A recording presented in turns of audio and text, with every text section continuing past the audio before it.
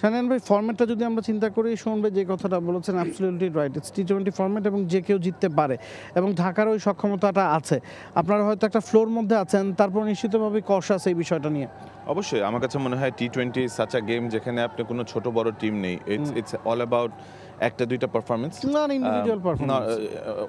যদি আপনি মাঠটা খেয়াল করে দেখেন, I think it's smaller in size. আপনি যদি উইকেট দেখে থাকেন, ইটস এ বিউটিফুল উইকেট ওয়ের আপনার 5জন 6জন 7জন মিলে রান করা লাগবে না। আই থিঙ্ক একটা দুইটা ব্যাটসম্যান রান করে দিলে the run goes up to 200। So আমার কাছে মনে হয় ইটস এনিবডিজ গেম, কোনো টিমকে ছোট বড় করে সুযোগ দেখা নেই আমাদের দেখার। আমার কাছে মনে হয় আমাদের জন্য আপনি একটা বড় টিমকে হারালেও 2 পয়েন্ট পাবেন, ছোট টিমকে হারালেও 2 পয়েন্ট পাবেন। So nobody is a small team. What is important is we finish with 2 points and we secure the qualifiers. আমার কাছে মনে হয় যে top 4 is our primary goal and then we move on to number 1 and 2। But আমার কাছে হোটেলে অনেকেই বলছে যে আপনারা খুব ভালো খেলছেন, এই চ্যাম্পিয়ন দল। আমি উপভোগ করে দেখতে চাই না আসলে। সুমন ভাই বলেছেন অফেয়ারের শুরুতে, I think it's a match to match performance that matters. আমরা 4টা জিতেছি, we are on to the next one. We want to make it 5 out of 5 and that is more important for us. ঢাকার কথা যদি আসি, 14টা হারের কথা বলছিলেন, তার মধ্যে 11টা হয়তো আগের বছর, যেখানে মালিকানা ডিফারেন্ট ছিল, প্লেয়াররা ডিফারেন্ট ছিলেন, সেটার প্রভাব হয়তো এই দলটার উপর পড়বে না। তারপরও ব্যাক টু ব্যাক তারা ম্যাচ হেরেছে। থিসারা পেরেরা গেল ম্যাচে একটা সেঞ্চুরি করেছেন, ক্যাপ্টেন এই দলটার। একটু স্ট্রাগল করছেন মনে হচ্ছে তারা তাদের অলরাউন্ডার ক্যাপাবিলিটিতে। ওই জায়গায় খুব বেশি অলরাউন্ডার খেলাতে গিয়ে দেখা যাচ্ছে স্পেশালিস্ট কম হয়ে যাচ্ছে এই দলটায়। এবং তাদের দুজন টপ ওপেনিং ব্যাটসম্যান, আমাদের আন্তর্জাতিক খেলোয়াড় লিটন দাস এবং তানজিদ তামিম, তাদের কাছ থেকে যে পারফরমেন্সটা তারা আশা করছেন, তাদেরকে যেই চিন্তাভাবনা করে দলে নিয়েছেন, তাদের কাছে সেই পারফরমেন্সটা কিন্তু তারা এখনও পাননি।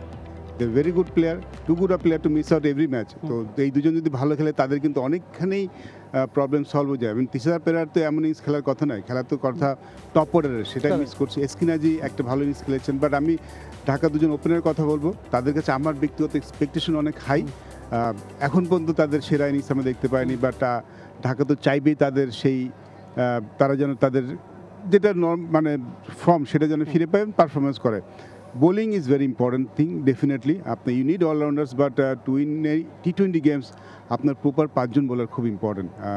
ব্যাটসম্যানরা তো ম্যাচ জেতে, বাট যেই দলের বোলিং শক্তি বেশি থাকে সেই দলের কিন্তু ভারসাম্যটা বেশি থাকে। তো ঢাকা ডেফিনেটলি বেশি allrounder is essential thing. Allrounder থাকলে খুব ভালো। পেরেরাকে খেলাচ্ছে, শুভম রঞ্জনাকে খেলাচ্ছে, চাতুরাঙ্গা ডি সিলভাকে খেলাচ্ছে, আলাউদ্দিন বাবুকে ওই ক্যাটাগরিতেই আসলে খেলাচ্ছে। এক্স্যাক্টলি, আপনি অলরাউন্ডার থাকা তো একটা plus point definitely, but you need proper bowlers to win টি-20 গেমস। ঢাকার টপ অর্ডারের দিকে যদি তাকাই, আপনি তানজিদ তামিম, লিটন দাসের কথা বললেন, এসকিনাজি মিডলসেক্সের ক্যাপ্টেন, তার টি-20 রেকর্ডস আউটস্ট্যান্ডিং। মিডলসেক্সের ক্যাপ্টেন্সিটাও তিনি করে থাকেন, তিনিও আসলে opener. Jason Roy is there. Jason Roy 2টা ম্যাচের জন্য এসেছেন, আজকের ম্যাচটা তার খেলার সম্ভাবনাই বেশি। সেক্ষেত্রে ওপেনিং পেয়ারটা কি হতে পারে? লিটন দাস, তানজিদ তামিম, এসকিনাজি, জেসন রয়, কোন দুজনকে আপনি ওপেন করাবেন? আমি লিটনকে হয়তো নাম্বার 3-তে নিয়ে আসবো, because right hand left hand কম্বিনেশনের জন্য হলেও জেসন রয় আর তামিম খেলবে। লিটন কিন্তু নাম্বার 3-তে ব্যাটিং করেছে, তার জন্য এটা এমন কোনো পজিশন না যেটা নতুন কিছু। তামিমকে আমি ওপেনিংয়ে রাখতে চাই, মানে এটা আমার ব্যক্তিগত চয়েস আর কি। আর জেসন রয় যদি খেলেন তার right hand and left hand কম্বিনেশনটা হয়ে যায়। এসকিনাজি ওপেনিং ব্যাটসম্যানরা আই থিঙ্ক এই যে উইকেটে খেলা হচ্ছে, আজকেও উইকেটটা সকালে একটু দেখেছি, গত দিন অনেক ড্রাই ছিল, সিলেটের উইকেটে এত ড্রাইনেস আসলে খুব কম দেখেছি, বাট আজকে মনে হচ্ছে একটু হলেও ঘাস আছে, একটু হলেও ময়েশ্চার আছে, তো এটা ব্যাটিংয়ের জন্য ভালো হওয়ার কথা। তো নাম্বার 4-এ ব্যাটিংটা নাম্বার 3, নাম্বার 4 অত বেশি ইফেক্ট করার কথা নয়, এবং it's a very good batting track. So সেটা যদি ওপেনিং ব্যাটসম্যান যে পরে ব্যাটিং করলেও খুব সমস্যা হবে বলে মনে হয় না, but opening I think Jason Roy and Tanzid Tamim right option হবে, রাইট চয়েস হবে। জেসন রয়, তানজিদ তামিমের কথা বলছিলাম। জেসন রয় আর অ্যালেক্স হেলস কিছুটা নস্টালজিয়ায় নিয়ে যায় আমাদের, মানে ওয়ার্ল্ড ক্রিকেটে টপ অর্ডার ব্যাটিংটা কেমন উচিত, ওই কালবি থার্না বা জয়সুরি একটা সময় বদলেছিলেন, এরপরে মনে হয় এই পেয়ারটাই আসলে বদলেছিলেন। আজকে একে অপরের এগেনস্টে, এবং অ্যালেক্স হেলসের রোলটা আপনাদের টিমে কতটা গুরুত্বপূর্ণ সেটা আমরা সবাই জানি। এই ম্যাচে কি খেলছেন কিনা, কারণ একটা নির্দিষ্ট সময়ের জন্য আসলে চুক্তি হয়েছিল। What is the update? The update is that Alex Hales is available for this game. উনি আজকে খেলবেন। আমার কাছে মনে হয় যে অ্যালেক্স হেলসের একটা দুর্বলতার দিকই দেখতে পারেন রংপুর রাইডার্স। আমার কাছে মনে হয় বাংলাদেশ ফ্র্যাঞ্চাইজে ও আমাদেরকে অনেক বড় করে দেখেন। আমার কাছে মনে হয় যে টিম ফিলিং, টিম অ্যাটমসফিয়ারের যে মজাটা ও পেয়েছে এখানে, আমার কাছে মনে হয় যে he is very comfortable with us. আমাকে ড্রেসিং রুমে গতকালকেও বলছিল যে I feel sorry that I am leaving, but ইনশাল্লাহ যদি IL-T20 সিজনটা অন্য কোনো একটা সময় হয়, there is one season that he wants to play রংপুরের জন্য ফুল এগেন। সো আমার কাছে মনে হয় যে আমাদের সাথে খুব ভালো মিলিয়ে গেছেও। He is comfortable, he's available for the next game also. We are trying our best to make him available, but I think or IL-T20 পারমিশনের জন্য আছে এখনো।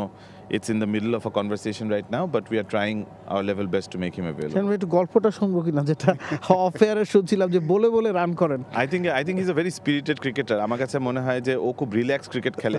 আমি প্রায় সাইফকে জিজ্ঞেস করি বা তামিম যতটুকু ওর সাথে ইনিংস খেলেছে যে ও কি বলে বা কিভাবে করে ইন্টারঅ্যাক্ট করে। He is a very chilled out character. সবসময় হোটেল রুমে কোনো সময় বসে থাকতে চায় না। অলরেডি বসুন্ধরা আমাদের প্যাডেল কোর্টে যে প্যাডেল খেলে আসছে, গলফ খেলে আসছে, এক সেকেন্ড হোটেলে বসতে চায় না। সো প্রথম 2 ম্যাচে যখন রান পায় নাই তখন আমাকে ও জোক করে বলতেছিল যে why would I score runs in a losing cause, in a winning cause where অন্যরা জিতাই দিচ্ছে। So I will score runs when it matters, and আলহামদুলিল্লাহ he has performed in the last 2 matches. ওর আরও 1-2টা ম্যাচ আছে, and I am sure he is going to perform at his best. What was the team talk during the half innings of last match? কারণ এর আগের ম্যাচগুলোতে আমরা দেখেছি এত রান কিন্তু হয়নি। আপনার প্রথম ম্যাচটাতে 191 করেছিলেন, পরের ম্যাচটাতে একটা ক্লোজ ম্যাচ আপনারা ডিফেন্ড করেছেন। তবে 200 রান তো আপনাদের গ্লোবাল সুপার লিগে আসলে চেস করতে হয়নি, একটা ডিফারেন্ট সিনারিও ছিল। টিম টকটা কি ছিল মিড ইনিংসে? Honestly, 200 run is a lot of run, but end of the day, আমরা কালকে যখন মাঠে এসেছি উইকেট দেখেছি, it looked like a gem of a wicket, where we knew that 180-90 is the par score. তারপরেও আমাদের যে ব্যাটিং লাইন আপ, আমাদের যে belief, we knew that even if it is 200, it's chaseable. আমি নর্মালি অনেক একটা negative ক্যারেক্টারই বলতে পারেন, হলো যে আমি খেলার ভিতরে সহজে পজিটিভ হতে পারি না। আমার কাছে খালি মনে হয় যে খেলাটাকে জিতবো, খেলাটা জিতবো। 20 বলে 10 রান থাকলে আমার কাছে টেনশন হয় যে খেলাটা জিতবো, বাট ফর সাম 20 রান থাকলে আপনার টেনশন হয়। I am prove of that.